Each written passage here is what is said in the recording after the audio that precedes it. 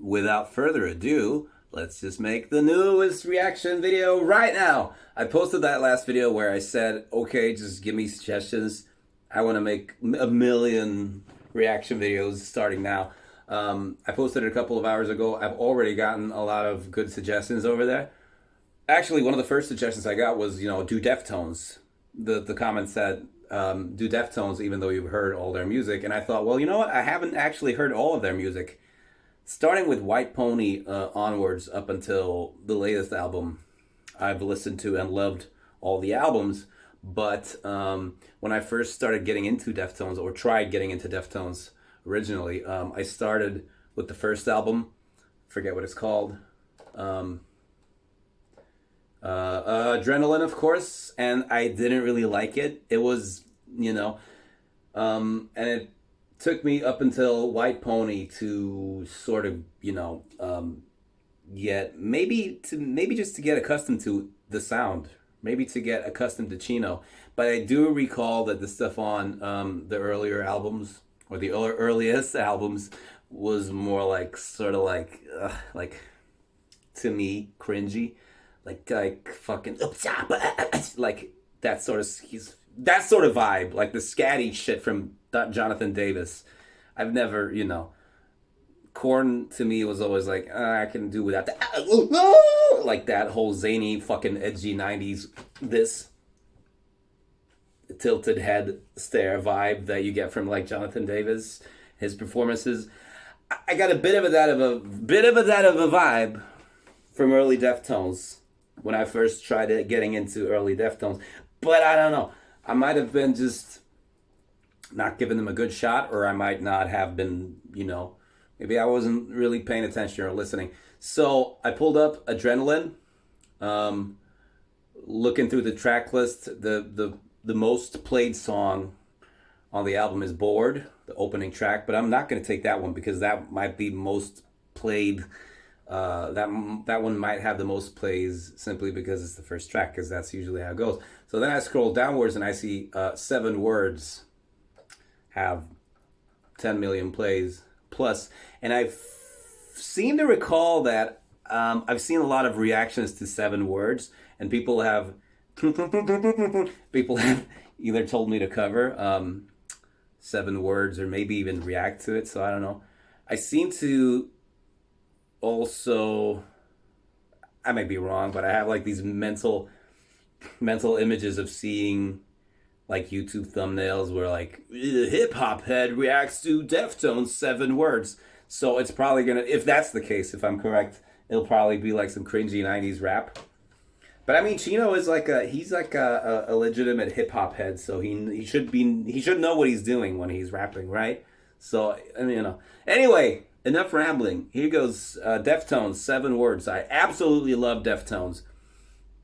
Over the past 5 years, they've grown to be one of my favorite bands. All the albums from White Pony onwards, up until the last one, which I haven't listened to yet, are fucking great and I love them. So anyway, let's check it out. 7 Words.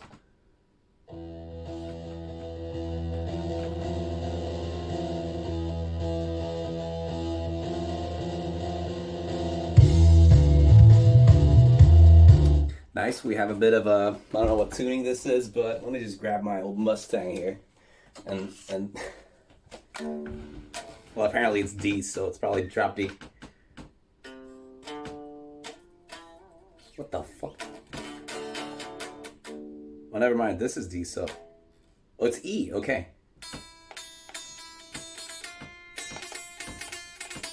Speaking of Korn. Well, anyway, then in came a cool drum groove and a cool bass line. So, I mean, I don't know. It sounds like they're setting up some rapping, though. So let's check it out. Which is not bad. I mean, I am an avid hip-hop listener, but mixing it in with rock music in the mid-90s, maybe not good, but let's check it out.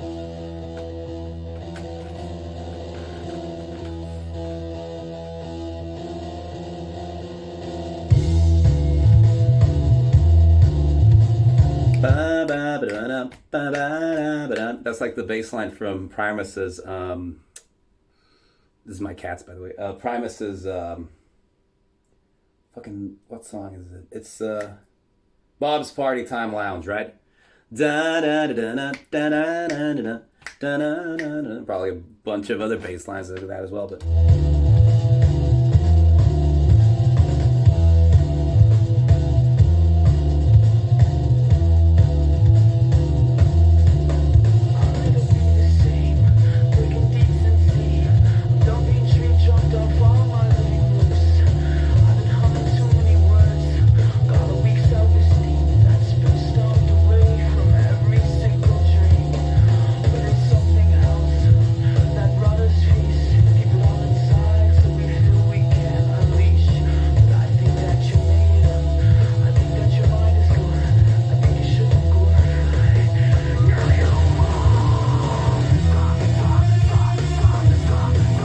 Yeah!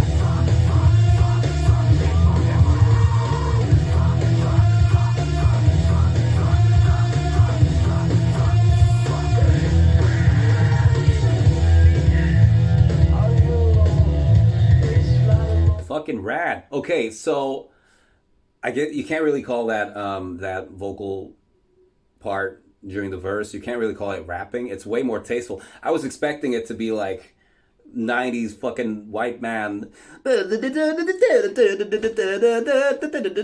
like when Devin Townsend fucking did that song or that album with Steve Vai, Sex and Religion, and the title track Sex and Religion contains the worst, probably the worst vocal performance of anyone that's ever been recorded in terms of just taste and execution. And go listen to Steve Vai or Vi. The album was all the songs are credited under because it was his attempt at a Vi band. That was like also like, okay, Steve Vai, you're dropping the whole solo act, huh? Okay, cool. You got a band now, huh? Okay, so what's the band called? Oh, Vi. All right. Anyway, so in that title track, Sex and Religion, Devin goes, by the way, I love Devin, of course. Who doesn't? Nothing but respect. And his performance, his vocal performance on that album is gorgeous. But that's where I first heard of him, and everyone else first heard of him. Yet fucking that Sex and Religion has such a fucking cringy like white man rap. It's like, I raise my hands up into the air, I get down on my knees, and then I start praying. It's like, oh fuck, and that's sort of the vibe I was expecting from this. So way better. Good. Also that fucking chorus, really cool. There was some, like, it's very simple. You know, the guitar is sort of like doing like a Tool thing almost, like where it's just like wailing on some notes. Like it's just doing like a half step. Like the essence of the entire song thus far has been basically, what? You know? But there's a difference in playing and making a song sound like, and have it like, there's something like going like, there was some in the chorus. I think that's the chorus. There was like or higher up, something like that. Some cool like wailing notes like that. That's cool. Not crazy about the guitar tone though, but I mean this is fucking 1990 whatever. There wasn't like a benchmark like a fucking like copy pasted fucking Pro Tools guitar sound that everyone uses now, like a generic piece of shit fucking. Anyway, okay, I'm gonna backtrack. I raise my hands up into the air, I get down on my knees, and then I started praying.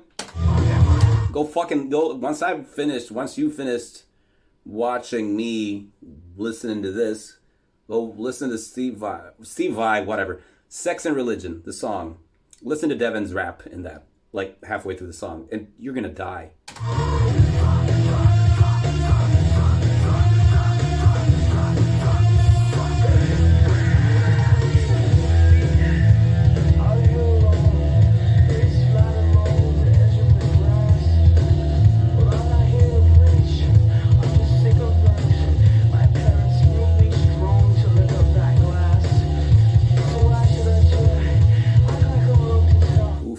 Stephen Carpenter.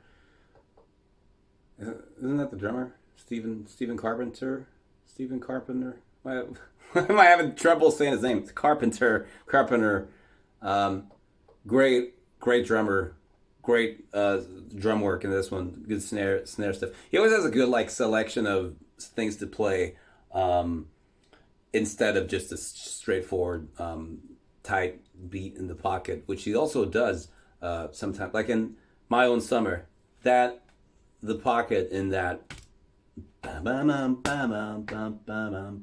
is insane.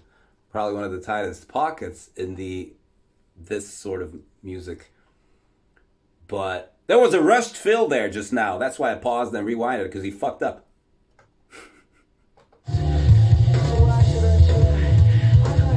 There's a micro millisecond rush there, but it's fine.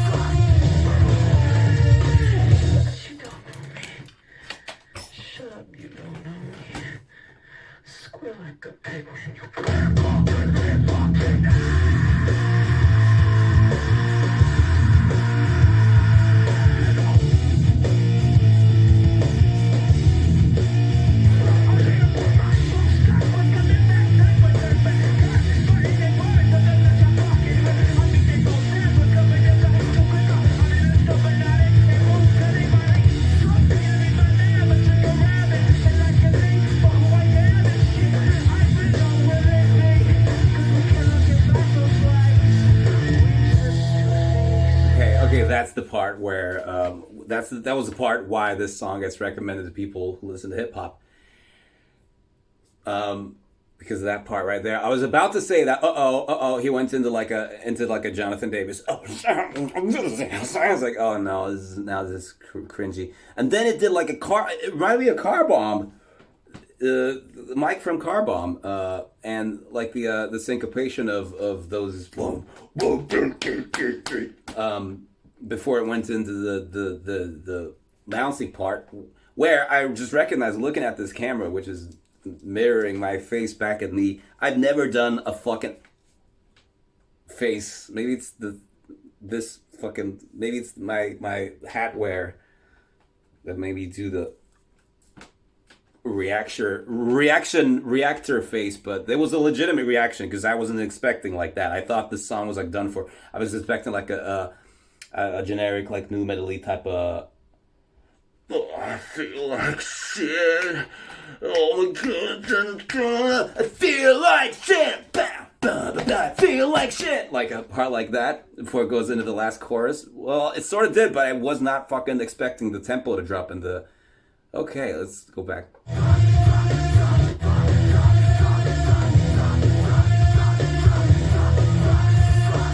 Suck. Whoa.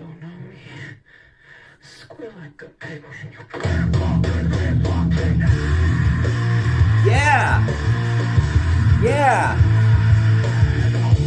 Surprising. Fuck yeah.